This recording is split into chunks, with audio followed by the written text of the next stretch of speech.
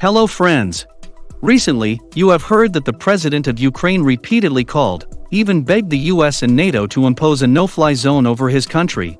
But this also means that Ukraine is calling for a third world war. Why is that? What is a no-fly zone? Let's find out together in this video. First of all, let's clarify what is a no-fly zone. This is actually a concept introduced and applied by the US since 1990. No-fly zone, listen to understand, it is an area do not allow certain types of aircraft to fly over, but usually military aircraft. Why is it forbidden to fly? The purpose of the ban depends on each country making this regulation.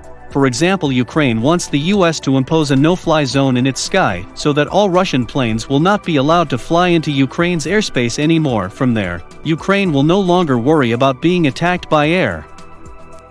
Or like Russia, banning all aircraft of 36 Western countries from flying over their airspace, flyover will be shot down. Russia's goal is to cause economic damage to the other countries in the trade war, because if it doesn't fly over Russian territory, foreign planes will have to travel a much longer distance, and it will be more expensive. Just took time. This can also be considered a no-fly zone of Russia. However, often the word no-fly zone is mentioned in military wars rather than economic ones.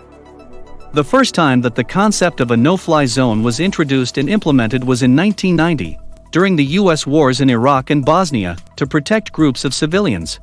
During this period, extremist forces used aircraft to attack and harm many civilians. Therefore, the US and its allies have imposed a no-fly zone to prevent all military aircraft in the sky. Every time you see flying, shoot. During this period, American fighters shot down 4 Serb jets during the no-fly zone in 1994.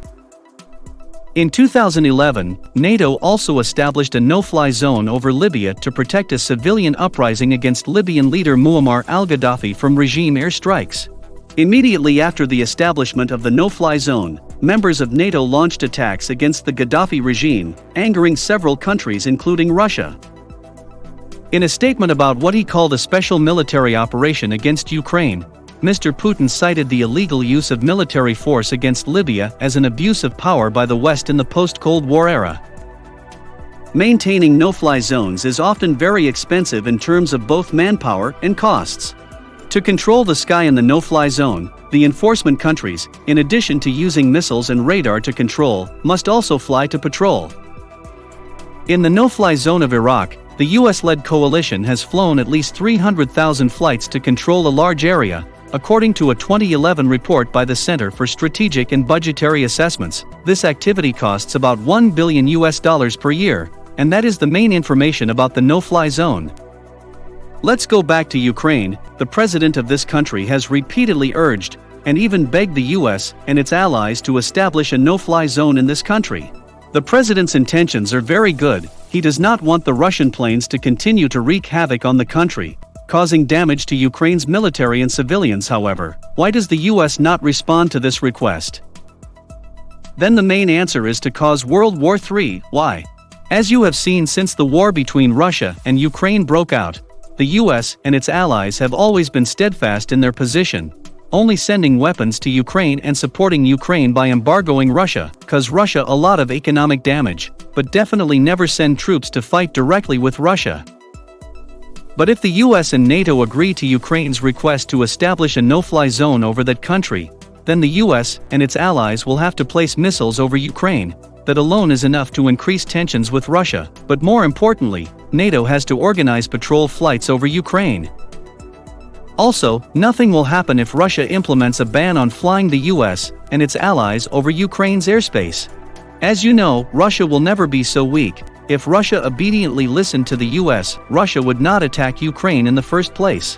So surely Russian troops will still fly into Ukraine and will continue to attack this country, and so aircraft, missiles of the US and its allies will have to shoot Russia when it flies into the no-go zone, but most likely, before it can shoot, the Russian plane has already fired first. And once the US and its allies shot Russia, or were shot, it was the beginning of the World War III. The countries officially confront each other militarily. Now, it is not weak Ukraine that is fighting Russia, but the war between the biggest military powers on the planet, and maybe even a nuclear war after that. Therefore, establishing a no-fly zone means that the US has to directly participate in the war in Ukraine, which the US never does. It was both costly in terms of cost. It also caused great loss of both economy and human life when the Third World War broke out. So, even if President Biden wants that, Congress will oppose and NATO will not agree. That is why the US and the West will not establish a no-fly zone over Ukraine. No matter how much they want to help Ukraine, and no matter how much the president of Ukraine begs, it is foolish to trade a few civilians of Ukraine to sacrifice millions of the people of Ukraine, Russia, America, and the West. The video ends here. If the video is good, please like, share and leave your comments. Click subscribe to the channel to follow the channel's latest videos at 6 p.m. Pacific Time every Tuesday and Saturday. Thank you for watching the video. Goodbye and see you again.